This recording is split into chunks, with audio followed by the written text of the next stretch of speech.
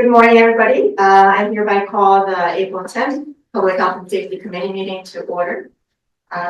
Today we have in attendance myself, Chair Jim Borak, Vice Chair Cynthia Records, Councilmember Joseph Stratton, Mayor Dana Edwards, Chief John String, Director Jeff Elgin, and also in the room we have from the Police Advisory Committee, Dennis Brogan, and from the Environmental Advisory Council, Lee Davis.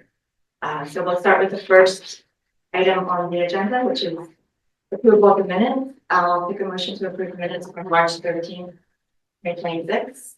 I move for approval. Second. And all in favor? Motion passes 3-0.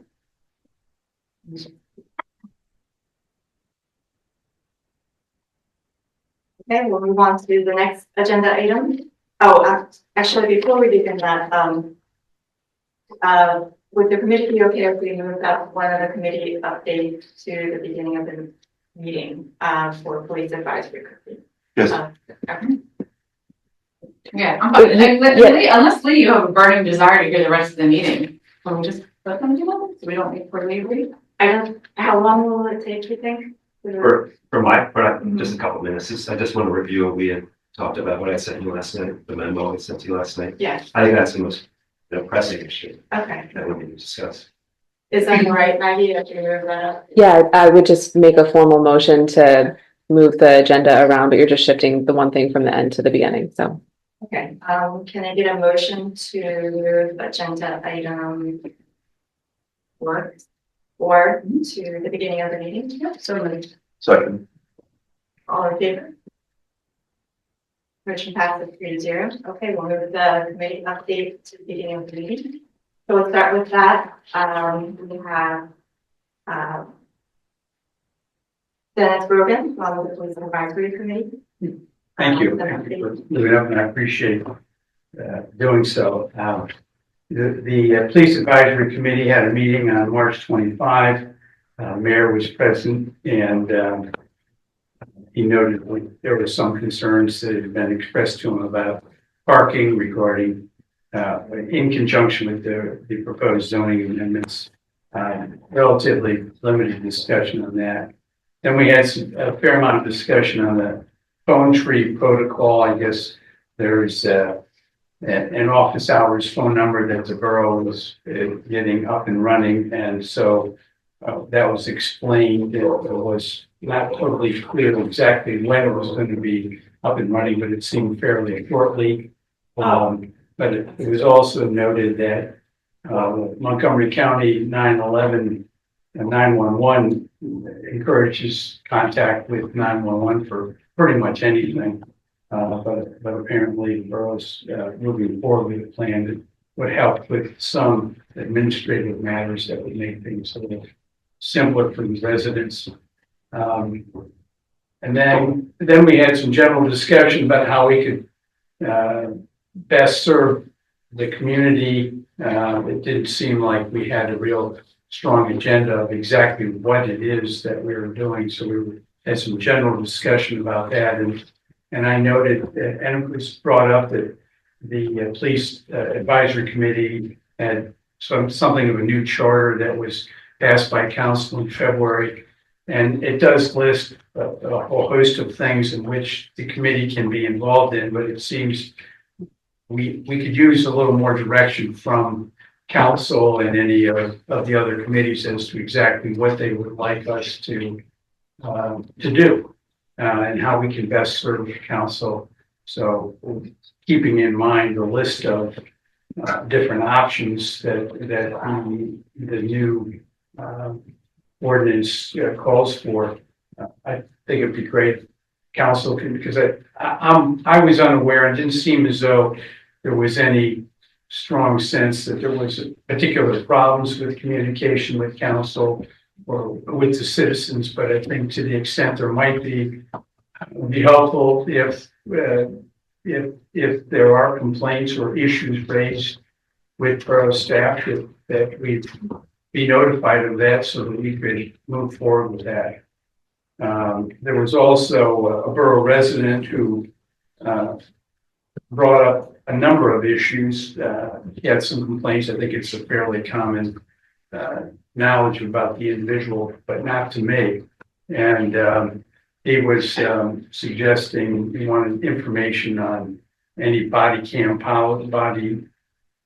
policy that the borough might have in place, and also how qualifications for hiring is, is if there are any defined standards. So it was suggested that those might be matters for the Civil Service Commission where he had some complaints. And also, he also brought up budget issues with regard to the police. Again, that seemed to be outside our purview, and so it suggested contact borough council or council members who might be involved in those matters. So that's pretty much how the meeting concluded. Thank you for that update. I do want to say, I did send the memo from the staff regarding the phone tree update to John Gonzalez and Katie Toon. Okay. And so that was shared and that has been implemented. Emily, did you want to give a quick overview of the changes? Sure. We just worked with Chief String on language and recommendation from the PAC, and it's now set up so when someone calls, whether it's after hours or during office hours, they're encouraged to call 911. And then everything is directed to our records clerk. So she will receive all the voicemails, and we let them know that if it's a weekend, someone will respond typically within 48 hours as soon as it's received. So it's more direct, more clear. We haven't received any feedback so far from the public, which is normally a good sign. Thank you for making that change. Thanks for that actually from the president. And okay. Think I would. Thanks, Beth. Thank you. Now. Thank you. Next we have Chair of the Environmental Advisory Committee. Okay, so last night we had our EAC meeting. During that meeting during the afternoon, we also got on a call with the CCA team from Pennsylvania. I'm not sure if you're all aware of what the CCA is, Community Choice Aggregation. This group has been trying to get the CCA through Pennsylvania for about a year now. Now they're trying a new approach, taking it through legislation. Okay, so one of the things they're working with is the Pennsylvania State Association of Boroughs. Now they have a meeting coming up on April 21st, I believe is the date. And they've asked some of the boroughs that are interested if they would sign a resolution that we are interested in CCA. So last night I forwarded to Gene a memo from the EAC right here, as well as a copy of the resolution that we would like to get in front of the council prior to the April 20th, if possible. Okay, and everybody in the committee received that. Everybody does have it? Okay. Yes. Were there any questions about the memo? Any questions about that? Sure. Sure.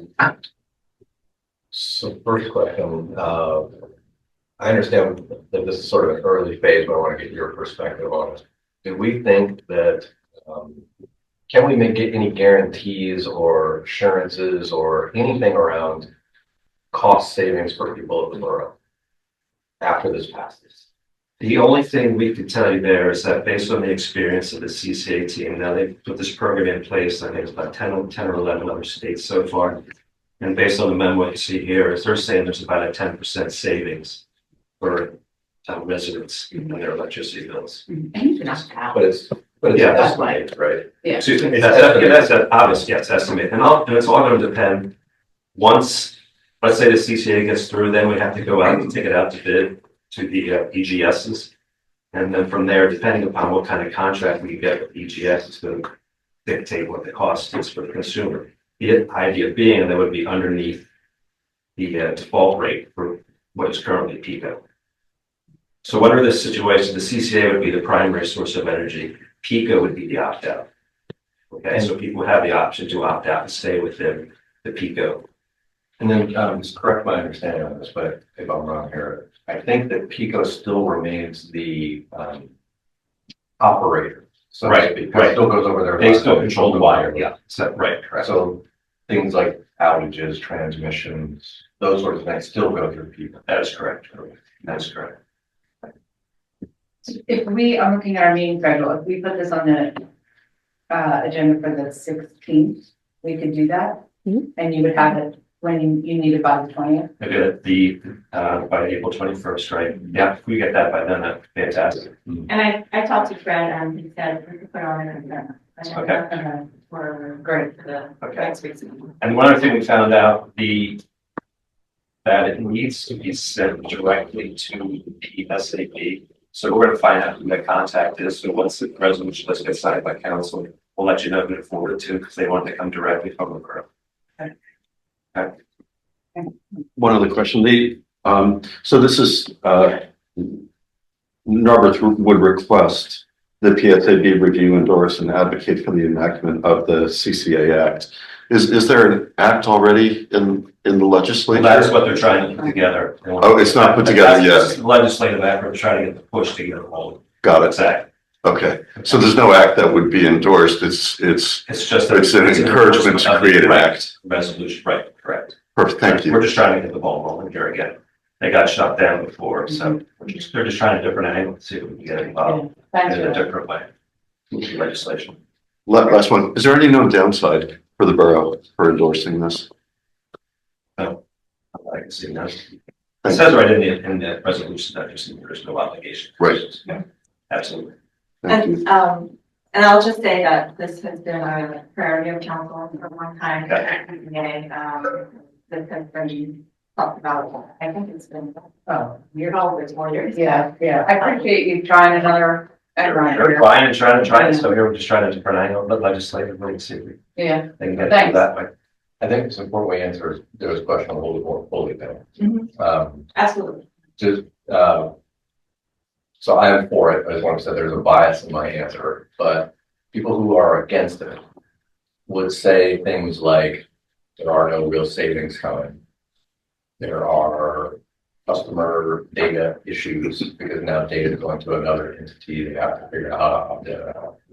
They would argue that with lower revenues going to Pico, how can they operate at the same level? You know, will they be able to handle the transmission and stuff? So there are more commercial reasons and more customer privacy reasons of why people would argue against it, but that would be the other side. And we certainly welcome any questions you would have. We would go back to the team and make sure we answer any questions that anybody has as well as doing an education campaign that can let us get the opportunity to proceed. We will have residents against. Of course. So, Agreed. Yeah. I mean, so Thank that- you. if that's the case, like, I would ask this committee to maybe recommend it to people without the consent. I don't think we should do that. So I think all you are doing is trying to nudge legislators to act on this. We are not implementing anything. We've studied this for 4 years. I think all we're doing is saying legislators, we want you to please pursue this. I think it's premature to do anything else. Like, pull it. I mean, we That's don't.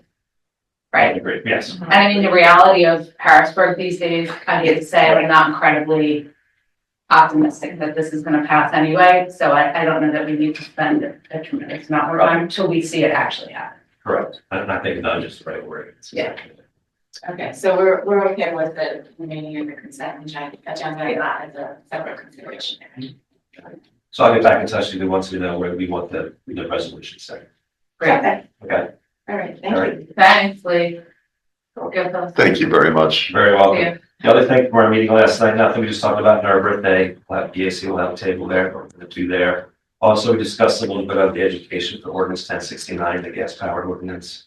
We're gonna start looking to do some educational campaigns along that, probably reactivate our Instagram, Facebook accounts, PAC to try to work it that way. And lastly, we did receive the EV report, you sent along to us, so we will be preparing a summary of the EV report. Based on now, it's our 3rd year, so we'll have 3 years of data, so we'll be able to compare it to the prior 2 years as well. Great. All right. Thank you. Thanks. You're very welcome. Thank you. And are there any comments from the staff about any coordination regarding the educational outreach for the lead ordinance? So we're gonna be just reaching out to Laura Marion to get their list of who they had contacted. Just to piggyback off of their communications to ensure that the same contractors are getting the information about the proposed change that we're looking at. Okay. And did you look at the information that's on their website, their communication pieces that they have out there, Lower Marion? They have some nice one pagers. So Nice. Oh, that great. we're thinking Well, about trying to duplicate them for our birthday, just like a one pager so people can see exactly. okay. Yeah, so we're gonna be reaching out to Laura Marion, so I'll see if we can just snag their language and just copy and paste, because we don't, our ordinance is the exact same, so we don't need to reinvent the wheel. 2026 is the, 1 month versus 3 months. Right, the start, yeah, the start time is gonna be a little bit different, but otherwise the, the regulatory requirements is still are the same. So we'll tweak it obviously to reflect ours, but, yeah, I don't wanna take it without asking them first. Okay. Thank you. Thank you.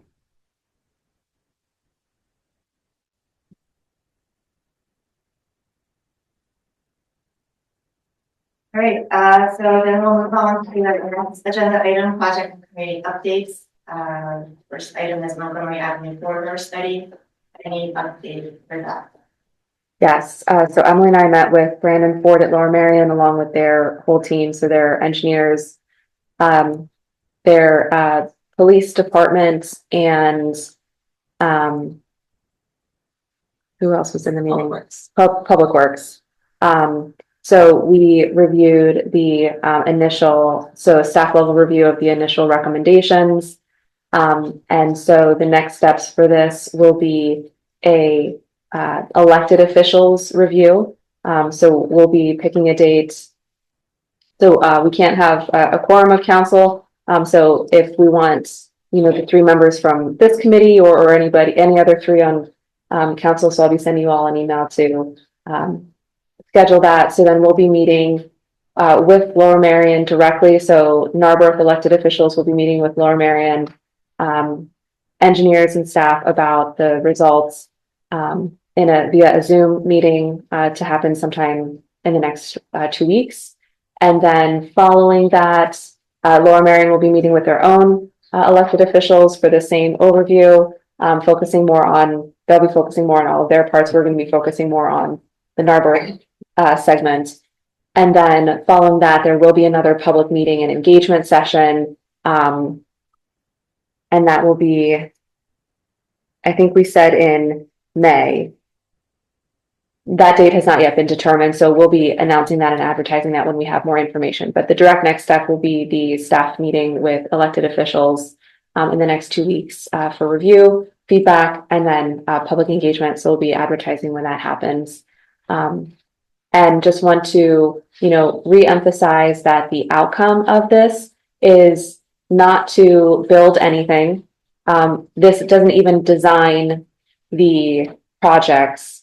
This is a demonstration of concepts based on the data, based on the, the traffic measurements, the crash data, the anecdotal information from all of the feedback. There was over 2,500 responses, I think. Putting all of that together in with then these conceptual models of what is the sort of treatment that we can address some of our traffic flow safety issues, and taking a look at what other improvements we can make to the corridor. So out of this project, out of this phase, will come then a slew of recommendations and concepts. The projects then, we will have the choice to say, based on the concepts, these are the priorities. We'll be, seeking to identify those priorities through this project process.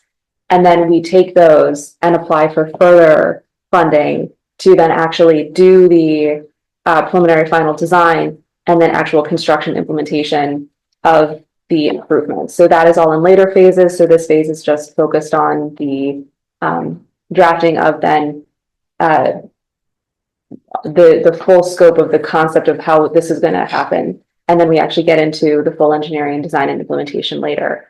So this is, if you want to put it in the context, this is like our comprehensive plan for the corridor, where there's no direct budget coming out of this. There's no direct projects coming out of this, but this is outlining, these are our policy goals. this is the direction that we want to take it, and here are specific projects that we can then work on implementing through later phases. Oh, I mean, we're talking about substantially increasing density in 5 via along Montgomery Avenue, Yes. but yet we're going to be looking at design and plans and ideas for the current configuration. Is there any opportunity to do a hypothetical if we added, 300 apartment units? How would that change what you are measuring, predicting, recommending? Yeah, those are great questions. We did mention that we are looking at doing some zoning changes so we discussed that with Laura Marion, so they're aware that that is happening. In looking at it from the perspective of, in a redevelopment scenario, consolidation of curb cuts would be something that would be critical. This is a concern with any kind of auto-oriented commercial area where you have multiple curb cuts for each of the pad sites as opposed to having one uniform. So we talked about what that might look like and how that would impact kind of the preferred design alternative that might come out of the recommendations. In terms though of assessing whether or not increased ADT resulting from any substantial increase in residential or commercial space in the corridor, I don't believe that that was integrated into the models. I also don't know, given the sheer volume of ADT on Montgomery Avenue anyway, that we have enough land mass that would substantially change that analysis. But that is a great question that I think we should bring to their engineers and get their opinion on it. Okay, thanks. Okay, thank you. Any other questions on that? Is there another public meeting scheduled for that? Right, so we don't have that date yet, but we're looking at probably in May, and so we'll be advertising that when we have that available. All right, thank you. If there's no other discussion on that, we'll move on to pedestrian bike accessibility. We have the Mainline Greenway and the Marion Active Transportation Plan. And I'll turn that back over to you, Maggie. We don't have any updates on either one of those Okay. projects at this time. I did catch part of the planning commission meeting on Monday, and I know Adam Shantz had given an update that they had finalized some of those recommendations on their website, and that was available for internal review. So I don't know if that's going to be shared with council or how that will. We'll follow up with him. He hasn't shared anything directly with me. Okay. So I don't know if he meant internal review with the county. Well, with the steering committee, and I know there's a steering committee, I know the steering committee had access to that website. Mm-hmm. I'll follow up with him and we'll send out information. Thank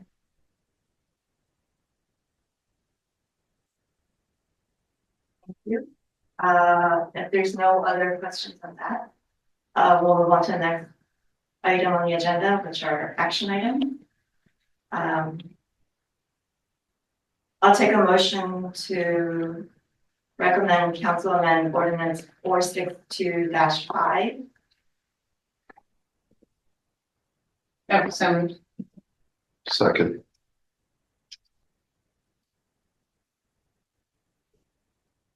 Thank you. So the committee received a summary about this proposed revision that manager Dobbs prepared. Maggie, I'll turn this back over to you to summarize. Sure. Sorry, let me pull that up.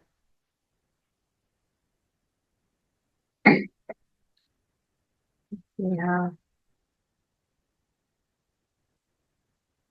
Okay, so we have a couple things that we're looking at here. The first is going to be, so as part of our vegetation enforcement that we're looking at for this year, we have regulations that live in our trees chapter and then regulations that live in our streets and sidewalks chapter. The two don't agree. The trees chapter says that the minimum clearance shall be 9 feet, and the streets and sidewalks chapter says the minimum clearance shall be 8 feet, and that's for overhanging tree limbs. So the recommendation is to go with 8 feet. So this one is an easy peasy change. We just changed the trees ordinance to say 8 feet to concur with the streets and sidewalks ordinance, so we don't have a discrepancy between different ordinances. So that one should be relatively straightforward. Yeah. It's straightforward. Okay, Any questions or discussion on that? Thank you. okay. Yeah. And do we have anybody online for public comment? We don't. Okay. I will say this also, I'm sorry, we had.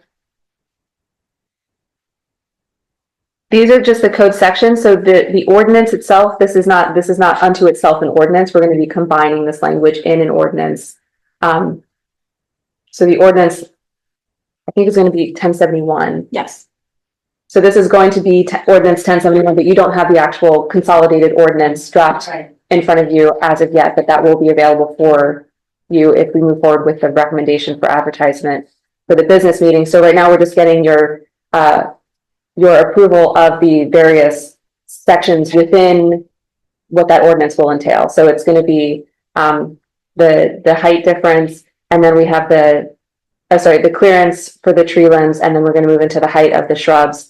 And then the other thing that we're going to be including in this ordinance, which you've already approved, so we didn't include it on this agenda, but that would be for the removal of the 2-hour parking restrictions. So this is something that you approved a couple of months ago. We're at the end of our 3-month period. I've reached out to the residents for the follow-up petition. So that at this point is just a technicality to include that in the ordinance to formally remove those blocks from our 2-hour enforcement zones for resident restricted parking. Okay, and that ordinance was, the new one is 1071. 1071. Okay.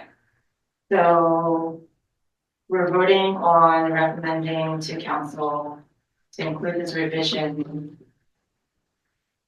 Changing the minimum height of trees over public walks to be 8 foot to 9 feet, 9 feet to 8 feet. or I'm sorry, 9 feet to 8 feet. And including that into ordinance 1071. Correct. All in favor? Any point Oh, on that, yeah. it's super picky, like if you got a 6-foot sidewalk and the limb is like 9-10 feet, but then it comes down over like where the street is, like, you know, it's like 7 feet there. Like kind of creates like, where does the 8 feet? Yeah, so the 8 feet is over the sidewalk portion, and then our ordinance actually requires a 14-foot clearance over the street portion. Okay, So if a tree limb has the minimum clearance over the sidewalk, but then dips down yeah, as it goes over the street, it actually needs to be cut back to 14 feet over the street. Otherwise, as Jeff fondly says, FedEx will do it for you. Yeah. So the idea is that if you have a tree limb then overhanging into the street, your box trucks, the any U-Haul or whatever, are gonna, you know, as they drive down the lane, are going to clip that limb and then break it, and that's more harmful to the tree than if you properly prune it back.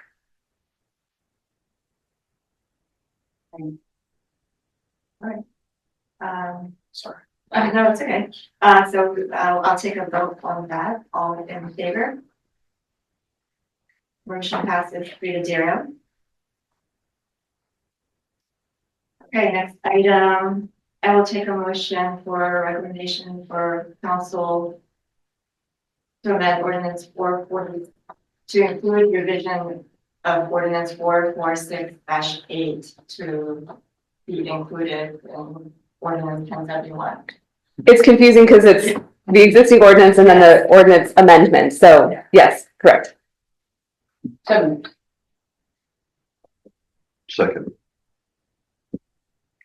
Thank you. So the committee has received an memo for this as well from the manager on 3 different alternatives for this ordinance. And I also understand that they're Walco and provided recommendations on it. Yes, so I did just send out the information about John's review of this, so I know you haven't had a lot of time to digest it, but ultimately we had had a couple discussions over the last 2 public health and safety meetings about the 4-foot vegetation maximum. This would be for vegetation within the right of way. So we do have we do have measurements of all of our street cartway widths and all of our rights of way. I will also note, for your awareness, again, a technical thing, including in 1071, we are also making some minor edits to the table that has the list of all of the cartway and rights of way. I've been coordinating with Jeff Eldon on the measurements there, and we had two different documents with two conflicting information about some of the rights of way. And if residents are going to be concerned about where the right of way actually goes, we wanted to make sure that that was as clear and correct as possible. So we went out and did field measurements to verify everything. So we're confident that the chart that we have as part of the amendment is true and correct, and that is what we'll be moving forward with. So that also is just a clerical update that you'll see in the ordinance based on the actual measurements. So the 4-foot height would include any tree, shrubs, or vegetation within that right of way, which of course extends beyond the actual paved portion of the cartway. This was added in 2023 and capped it to 4 foot in height. We've had some conversations about, community character and also public safety.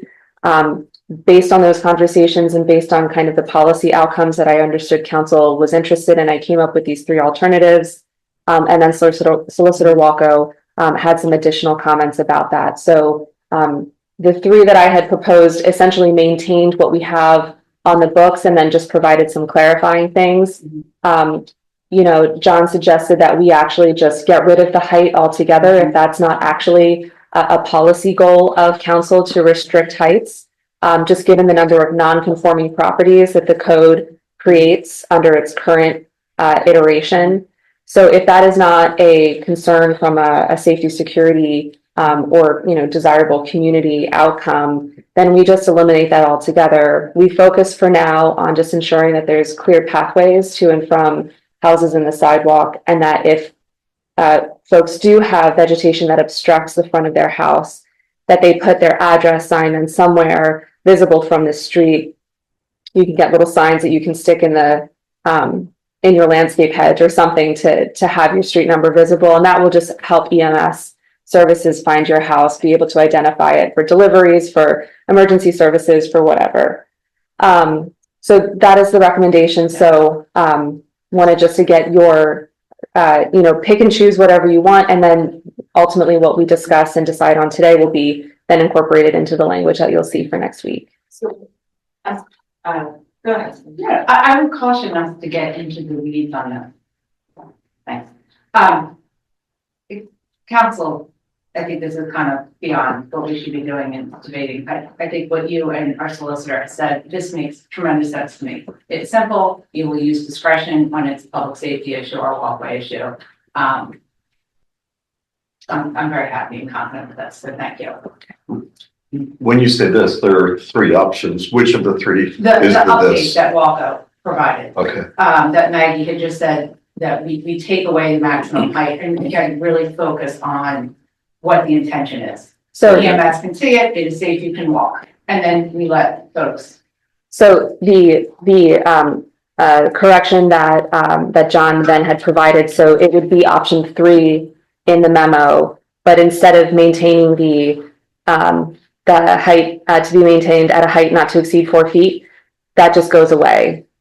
So then it would just be Focus on it, I have it here. we would just say hedges, shrubs, or other similar vegetation adjacent to a sidewalk and within the right of way shall be maintained. And we can just put something kind of neutral in here, like maintained in a safe manner, or He uses obstruct those points of entry visual for the benefit of emergency services. I think that makes great sense.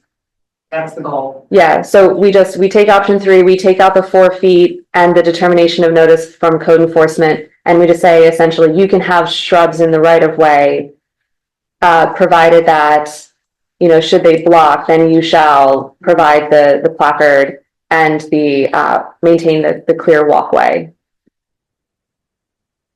what about the concern that the side triangles and intersections in visibility? I think we're gonna consider that at a later time. If not that we don't think it's important, but it seems like a lot more complicated than we initially thought, so. Yeah, we don't want to rush through this, so it's important for us to consider that. In terms of, safety, we do have other codes that aren't as explicit, but we do have other codes and regulatory capacity to enforce sightlines. If there's like a clear and present danger because of a sightline obstruction. But if you walk around the borough, there's tons and tons and tons of properties that have obstructions in that sight triangle.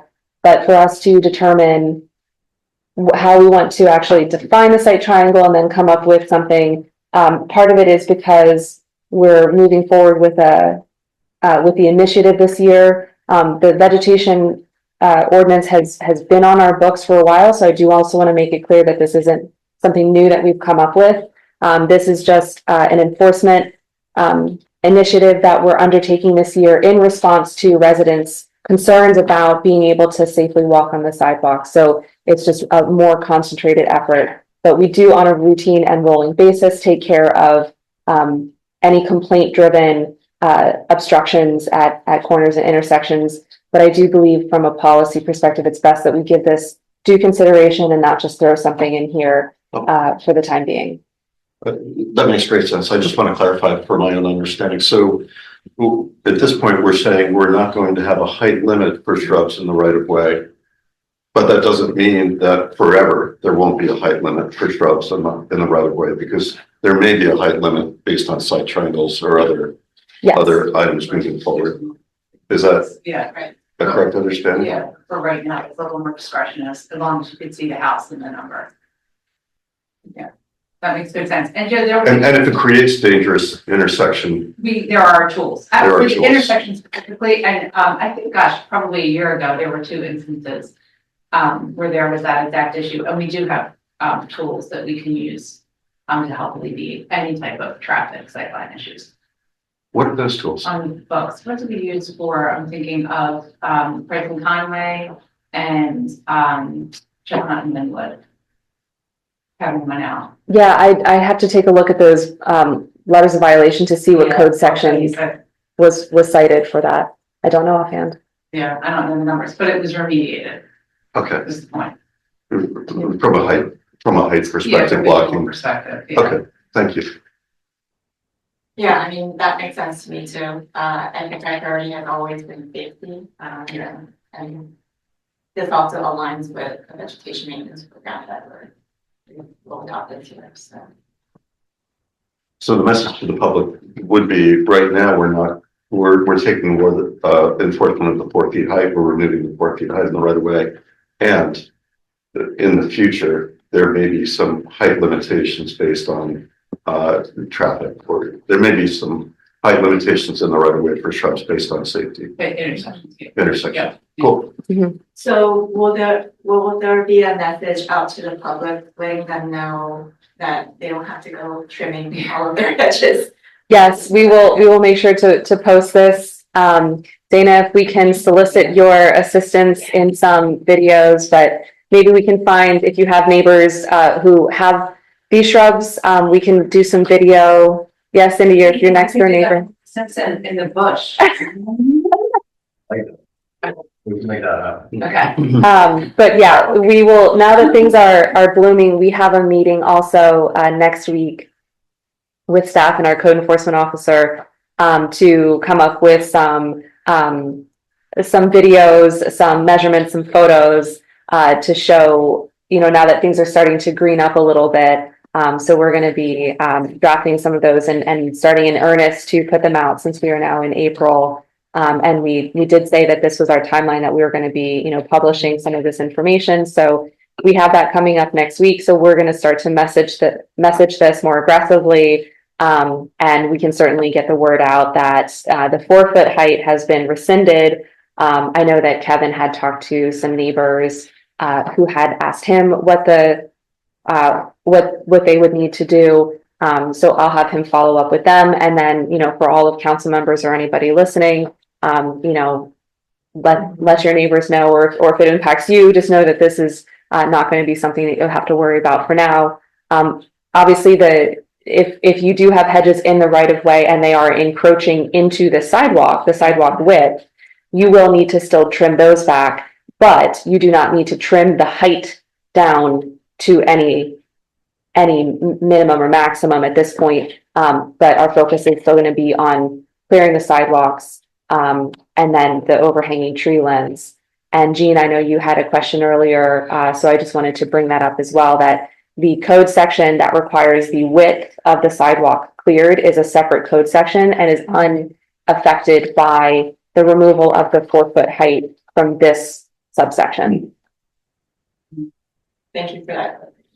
And just one last, when in that messaging, I do think we should probably put the link to the MyGov on how to report if there's a fault with the issue. Great. Right? Isn't that the fastest way to do it? Absolutely. Okay. Yes. So maybe you can. Yeah, so any property maintenance complaints, the best way to report those is through the MyGov portal.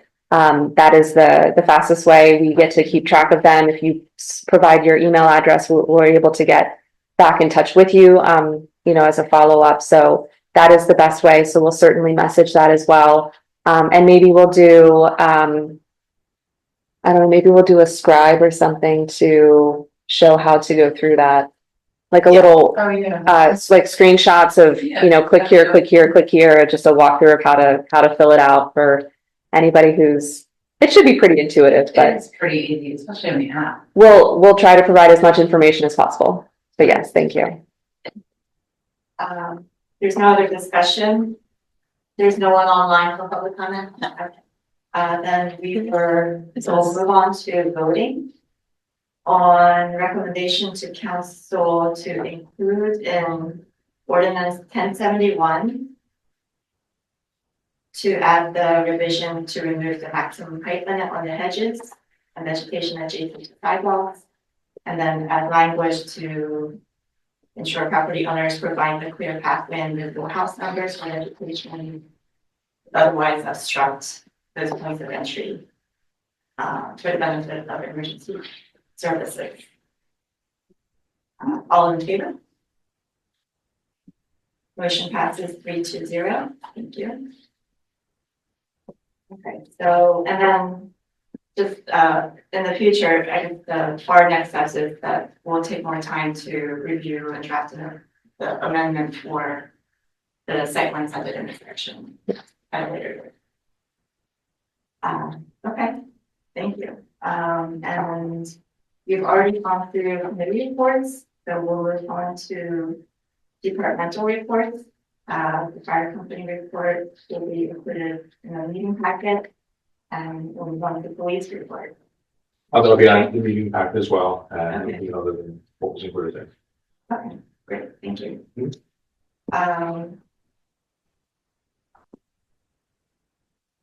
And I guess there's, was there anything else? Okay, I guess there's no public comment, so I will take a motion to adjourn. Okay. All in favor? Meeting adjourned at 10:44 a.m.